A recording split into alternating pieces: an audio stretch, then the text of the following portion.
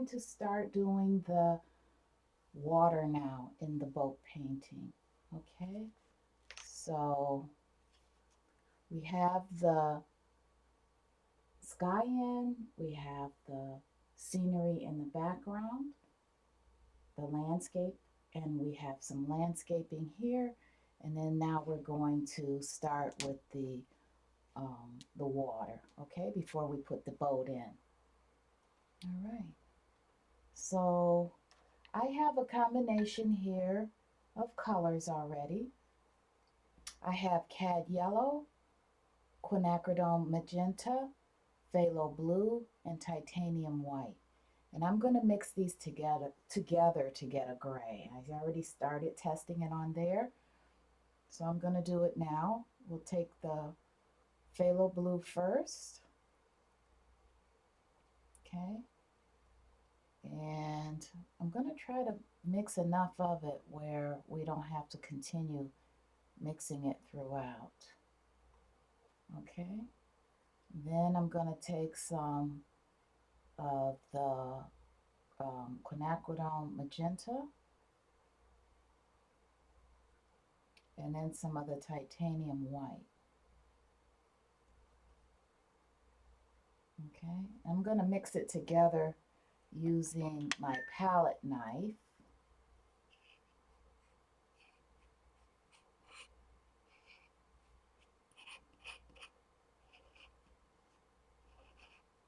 So I don't want to do a lot of mixing with the brush because then the brush ends up being a bit of a mess.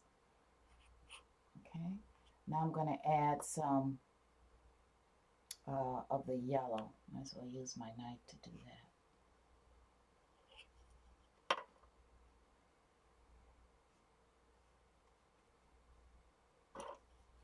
Add some yellow in here. It's getting very gray. See that?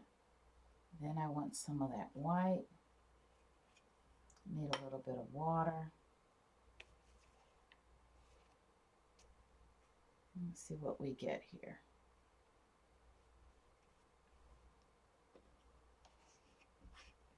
Make my little concoction.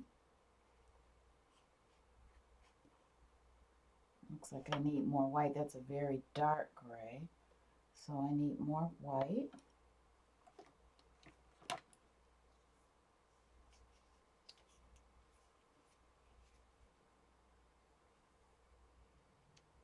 This white looks like it's not, like it's just about finished. I have a newer white, but one in better shape. Okay, so then now you see where it's getting a lighter gray to it. Now I'm going to mix it with the back of my palette knife.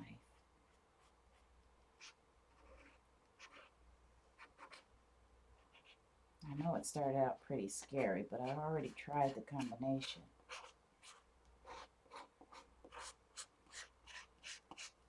Okay. I'll bring it back. And let's see what we get here. Okay. Clean my brush off a little bit because a lot of it is in there. Okay. And this is what we're going to paint the water with. It's gray. It's not blue. Okay. And it's not a really light gray either. It's kind of a, so this is, grays can be so many different combinations of color, which shows the main color, and it is a bit of a bluish gray, of course, because I used the blue to make this gray. But I like the combination, and I think it's very close to what I have in my, make sure you can see that, what I have in my reference painting, my reference photo. Okay, so I'm going to apply it now, and you probably need to use a little bit more water to make it go further. Okay, oh, that's got too much, put a little bit more magenta and a little bit more yellow in here.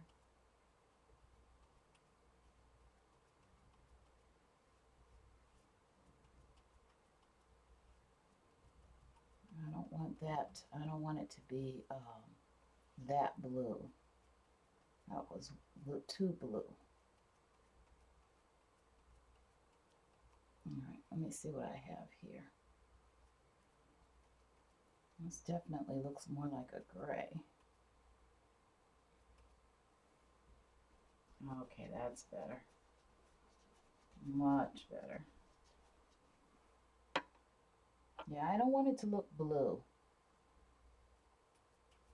So that combination of the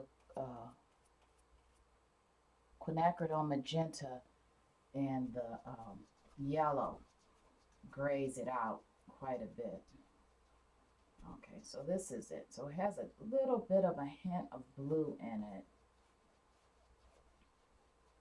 but it's definitely in the gray category. I would say kind of a steel gray.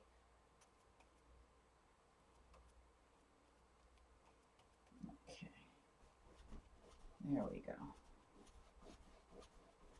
So it takes a little bit of playing around to get the colors that you want, kind of learn the principles of using the opposite colors to gray it out. And you kind of get used to that after a while. Let's see if you could see this. Yeah, you could, let me see. Yeah, you could see what I'm doing here. Okay.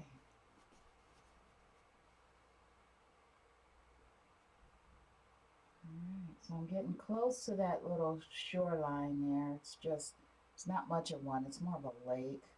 It looks like, what is it? Like a little reservoir where another body of water emptied into it, like an islet, where another body of water emptied into the to this one to form like a little lake, and thus our boat ended up kind of mixed in there. Don't worry about this. I'm going to go over this again, do some more details with the what I have in the landscape there, okay? So we're not going to worry too much about that.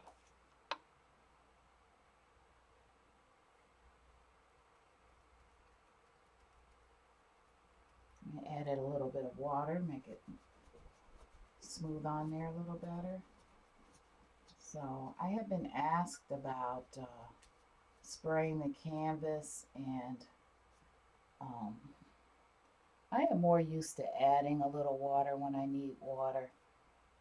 I have a little bit more control than just spraying directly on the canvas. I don't know how I got the little.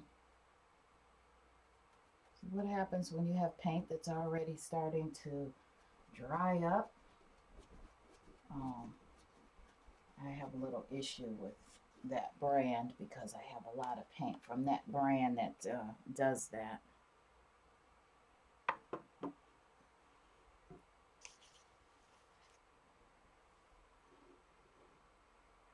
Okay, don't want to lose you guys on here.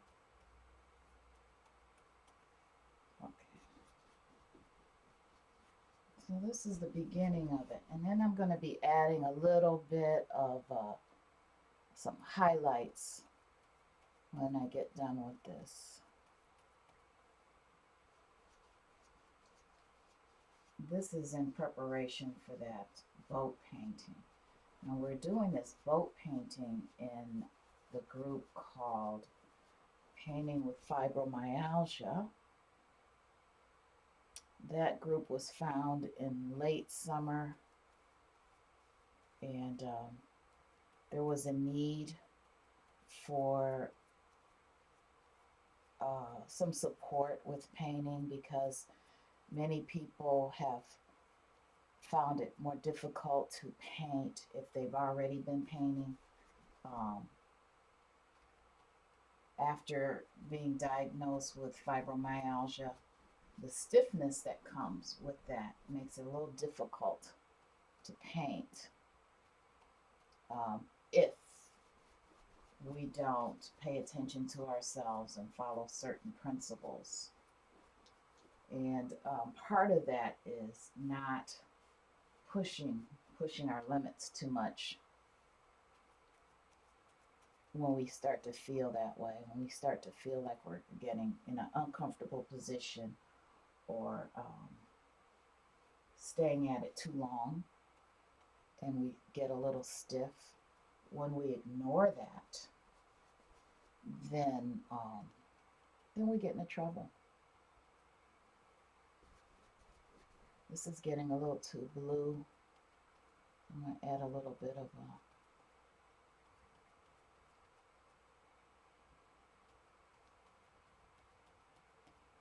a little bit more of those colors to knock that back a little bit.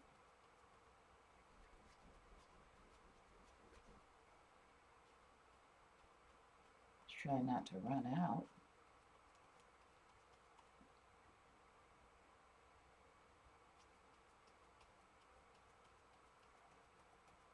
Okay. I might have just picked up some blue by accident too.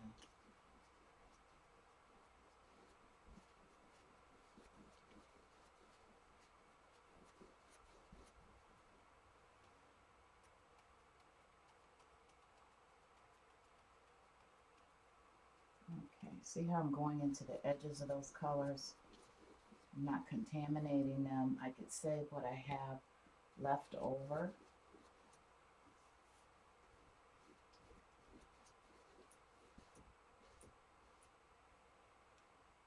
So I have broken this painting up into segments. I did the sky first. First I did the background.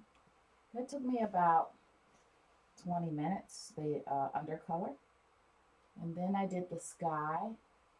That took the longest, I'd say. I get into those clouds and start playing for a while. So I'm not really sure. I didn't time myself on the clouds, but I'd say at least a half an hour for the clouds. And then the landscape parts, I would say from 20 minutes to a half an hour, because with talking, it kind of goes a little bit differently than if I was just straight painting. So the landscape part, I did the tutorial for. I'm going to do a cloud one separately, okay? Because people find that difficult. And I think it's just the attitude toward approaching it has a lot to do with it. And if they saw how fun it was, they might feel a little bit differently about it. Just trying to get this edge. What I think I'm going to do is flip it. Get some of my not so good white. Might as well get rid of it on this.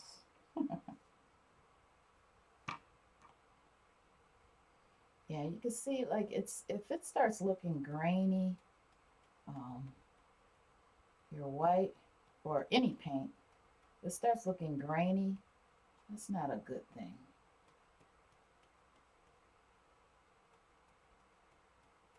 I'm trying to get this color back. That's why when you mix this, you need to mix enough of it. Don't do what I just did and try to have to go into it again and start all over again. Okay, I'm just trying to finish this edge up a little bit. And I'd rather it be a tad too dark than too light.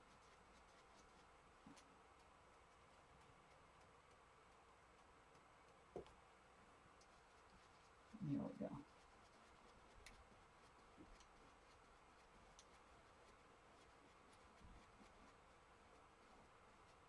And here I'm going to have grass coming out. I'm going to be going over this, like I said, with some highlights. And we're going to have a boat in this painting. So So that's why I'm not getting too excited about the coverage. I don't want a lot of white showing through. And I have a lot of paint in this brush already, so in case you're wondering why I'm throwing this water on here like that, it's getting absorbed into my into the paint that's in my brush pretty easily. Okay, and then I went over that edge of the land a little bit, not purposely, with the water. So I'm going to make that line over again with some of that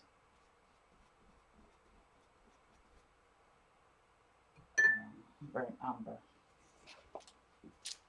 So here we are with the water. Now, as that water dries, that's when I want to bring in a little bit more of the bluish color, okay? When that water dries.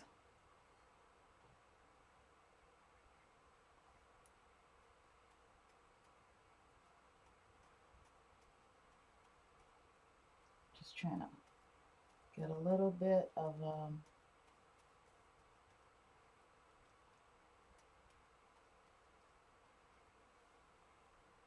this part here that I see some white that I won't be covering. It's more in the middle. Okay, so that's pretty good. And water has movement to it, so to have a little bit of variation is fine. Actually, this darkness here worked out pretty good because it's kind of close to it's close to where I would want to have shadows anyway. So I'm going to let this rest. I'm going to kick back for a few minutes and or seconds and kind of push back, literally push back, and see how this looks to me. But so far I really like it. What I'm going to do is add some highlights because it shows some light coming in, light streaks coming in from the sky. So where there's light in the clouds, you're also going to have some light coming in and showing up on the ground, so on the water. So that's what I'm going to be that's what I'm going to be adding. So I don't want to do it so fast that it lifts. And I am getting away from using the blow dryer because I'm encouraging all of those that follow me to take advantage of that time to rest and to stretch. So that's actually what I'm doing, you know. It's kind of nice to practice what you preach. I have some zinc white that I'm going to add to here. Zinc white is going to be my highlights on my water. So what I'm going to do is add the zinc white right onto what I've mixed here. I think I have some left. There we go. It's amazing how fast you go through paint, you know. You think you're stocked up, you do a little art haul, and you think you're stocked up, and you think you're all set. Ooh, I could paint for a year. And then you look around and you say, where did my paint go? I just had a ton of paint. Where did my canvases go? The only canvases that stay around here are those really big ones because I have really big ideas. And then that's it. I don't even remember what the ideas were for them. Okay, so I'm going to put a little bit, I want a touch of blue in that zinc white. Okay. So I'm really way out here. So I'm going to bring this over here so you can see it. I took some zinc white and I I accidentally on purpose got some of the other color mixed into it. And I'm going to go up on this canvas and bring down some of my highlights here. I have a lot of highlights coming from this area right here. So, wow, like that. And you know what? The brush streaks in it. I'm not going to go over that because that's what gave it the water look. So I like that. Make them a little longer. Okay, so that worked out really nice. Get a little bit more of that. I'm going to make it go a little bit off the canvas so that it's not stopping and starting and it's more fluid. Walking a lot.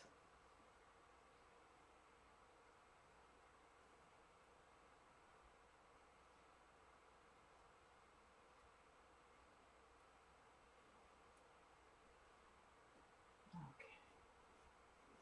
All right. A little bit more water, dabbing it on my, I'm grabbing this zinc white again, and I'm going to go right here. I see another little patch of light right here. This I didn't mean to do.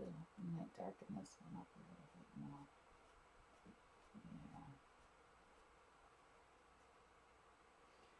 I darkened this up. I went back into my grays for that little bit.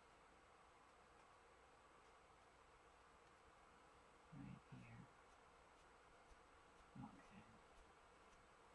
And then I want to go back and get some more of this zinc white here.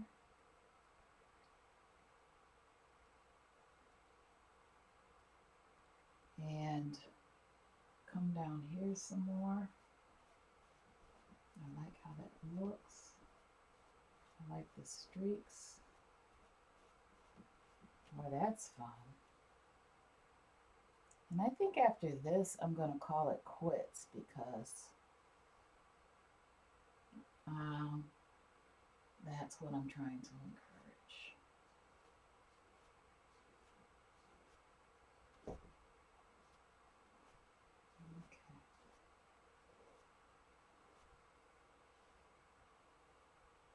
This over here, up here is almost, it's much more solid, and then up here is, and then it gets more where the waves break through the farther down you get. So that's why I'm redoing that part. There we go. Okay. I don't want it to show where my brush stops. I need to run it off the page. Really liking that. Really liking that. And then I'm going to add a little bit more right here.